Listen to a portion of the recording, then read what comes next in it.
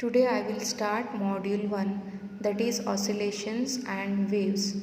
So in that first comes is free oscillations. So in case of free oscillations, the oscillations are said to be free when there is no external force is applied from outside. So here the object oscillates with their own natural frequency. For example, electrical oscillations, oscillation of spring, vibration of pendulum. Next one is simple harmonic motion. So it is a type of periodic motion or oscillatory motion where the restoring force is directly proportional to the displacement and it acts in the direction opposite to that of the displacement, that is given by F is directly proportional to minus x, that is equals to minus kx. So here k is your spring constant, or we can call it as proportionality constant. Example for SHM are: when a mass is suspended to a spring, when that mass is pulled down and left free, that execute simple harmonic motion vertically. Next one is a pendulum set for oscillations or any excited tuning fork, etc. Next one is differential equation of motion for SHM. So this is the diagram for free oscillation. So here when a body is under oscillatory motion, after being displaced from its equilibrium position and which is left free, for such oscillations, force acting on a body will be equals to a restoring force, which is given by F is equals to minus kx.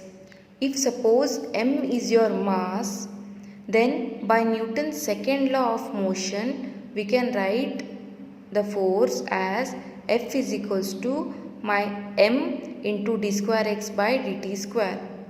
So from these two equations, we can write it as m into d square x by dt square is equals to minus kx. Take it as equation 1. So in this case, we can write the d square x by dt square as minus k by m into x. That is your equation number 2.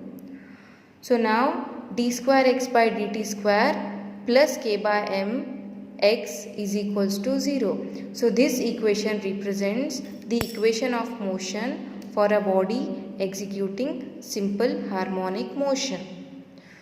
Then the solution for this equation, we can write it as x is equals to a sin omega t. So here a is your amplitude, omega is your angular frequency and t is your time. So this omega is also called as natural frequency of vibration, that is equals to root of k by m. So I will explain you what is the natural frequency of vibration here. So here it is. So natural frequency of vibration, it is a frequency of vibration of oscillator under no external influence after oscillation has been initiated. So to find the natural frequency of vibration, first you have to differentiate equation 4. So here you have to differentiate this equation. You will get dx by dt is equals to a omega cos omega t. Now you have to differentiate this again. You will get d square x by dt square is equals to minus a omega square sin omega t. So here minus omega square, a sin omega t is nothing but your x from equation 4. Okay. So then you can write it as d square x by dt square plus omega square x is equals to 0. That is equation 5. Now compare equation 3 and 5. So comparing equation 3 and 5, you will get omega is equals to root of km. So this is your angular frequency of vibration for a body executing free vibration or undamped vibration.